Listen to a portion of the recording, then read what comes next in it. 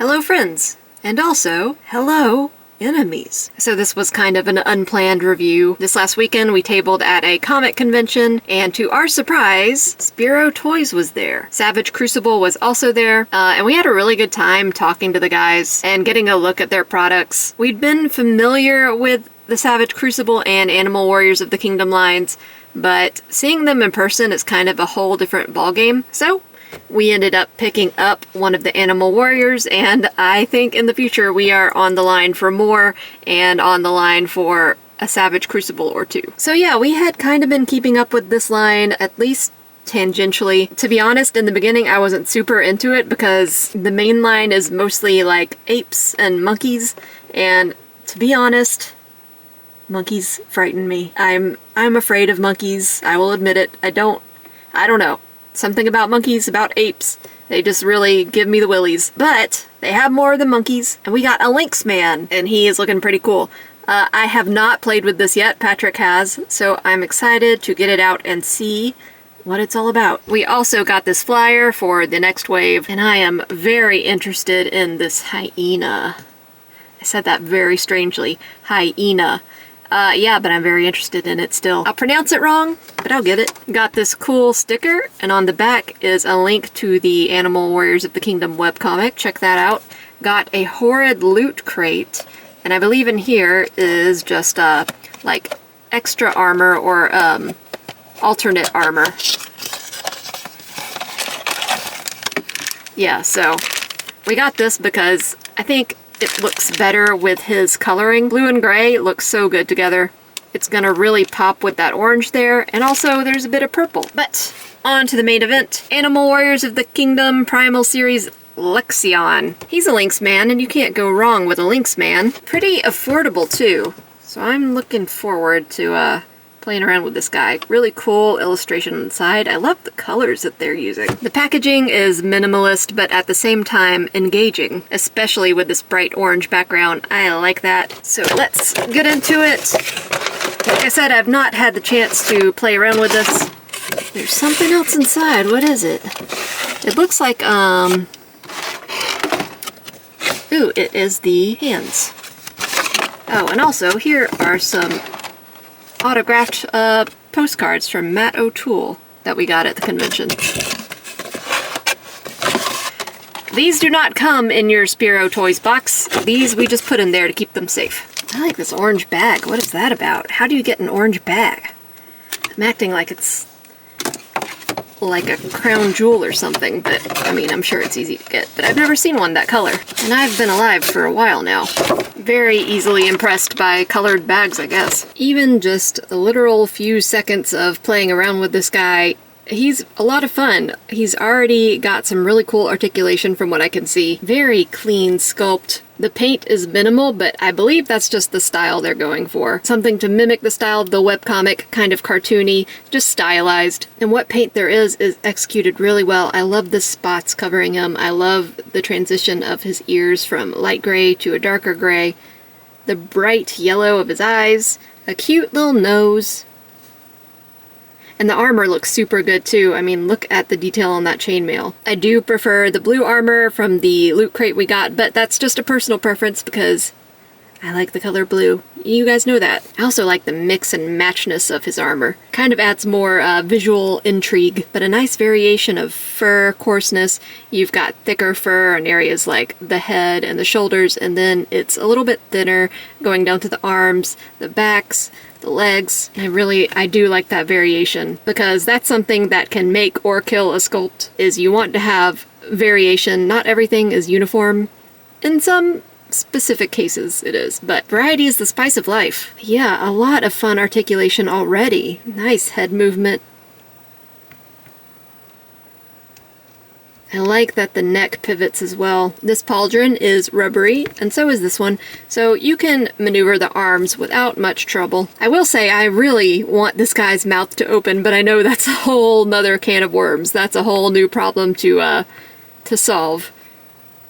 And they were telling me that the hyena figure that I was interested in, that one is going to have an articulating jaw, which is going to be really cool. But an articulating jaw for something like this would probably be pretty difficult. It's got kind of a small mouth, and then that would sacrifice some of the head movement.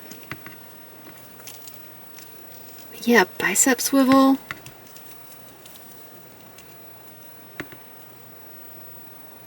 Pinned elbows, but pinned elbows have never really bothered me, especially when there's a lot of other stuff visually going on. All the armor is fairly rubbery, so it's going to be easy to work around. It's going to be easy to take on and off. I love this crunch here, and I can't articulate why, but it is a massive crunch. Look at that. And the way it's sculpted is not too obvious. It looks kind of just like a natural divot where the rib cage meets the muscle. Nice twist.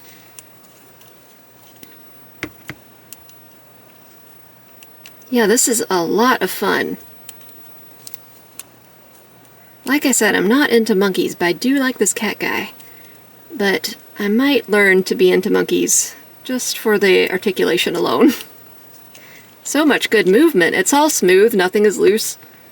And I feel like people might think I'm talking this toy up because I met the people and talked to them and whatever. And that's not the case. I'm just not really discovering any flaws with this figure. It's even got some pretty good foot articulation. Up here you can see that the leg is on a dumbbell, and then you've also got this thigh swivel. Easy to put him into like really interesting animalistic poses. A lot of times I'll get a toy, say like the Kingdom Hearts Bring Arts line, and I don't regret it because I love Kingdom Hearts and that's pretty much all you can get. But they are not fun to play with. They're cool to look at, and I do look at them frequently because I love Kingdom Hearts, don't judge me. But this is just fun to play with, and I'm not worried about breaking anything or snapping anything off. It's solid and yet maneuverable at the same time. I love that neck and head articulation. That's so cool. Man, I'm psyched about that hyena now. Okay, so he will come with some accessories, some weapons, because if you're an animal warrior of the kingdom, you need weapons to wage war in the kingdom with. He gets a gun, which is surprising. These animals use guns. That's pretty crazy. It's got some nice wrap on there. A really cool chrome almost finish. I like the sculpt here because it's not just like a clean, sleek gun. It's got some pitting and some wear. Even got holes in the muzzle. The same kind of deal going on with this crazy dagger. Got this knuckle guard that's in the same color as the wrap. That same chromy color, that same kind of pitting, and it is actually pretty sharp. Then we get a crossbow. I think Lynx with a crossbow is my new fear. New fear unlocked. Just walking through a wintry wonderland and all of a sudden you see a small fluffy cat with a crossbow aimed right at your face. But yeah, that's a pretty clean piece as well. And then you've got the hands in this cool bag I was fawning over earlier.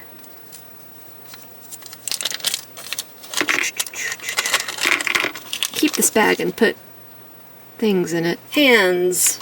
He'll come with fists. He came with holding things, hands attached, and he'll come with this kind of splayed, clawed out hand. And switching out the hand was a little bit rough just because he's stiff. He just needs to be warmed up a little bit.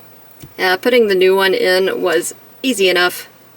And I like that these pegs are long. Makes it less likely for breakage, makes it easy for the hand to stay in.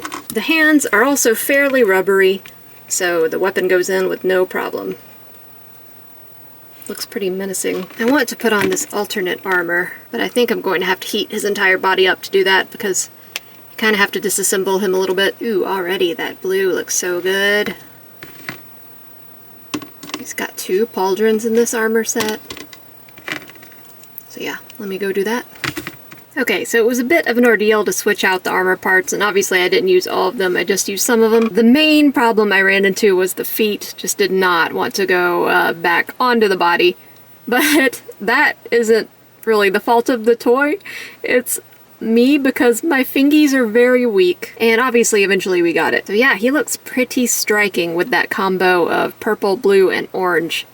I really like that. Though this armor is really cool too. I just really enjoy that chainmail pattern. I like the gold against the brown. This is just more of a varied look. The pauldron, the orange pauldron here, is plugged in, so you can unplug that and put on the other pauldron. I chose to just go with one blue pauldron for now and keep this one on, just because I like the look of the blue and the orange together. We hadn't intended to pick up one of these, but I'm glad we did. He is a lot of fun. Can't go wrong with a Lynx with a crossbow. So thank you to the fine people at Spero Toys for being so nice and talking to us over the weekend.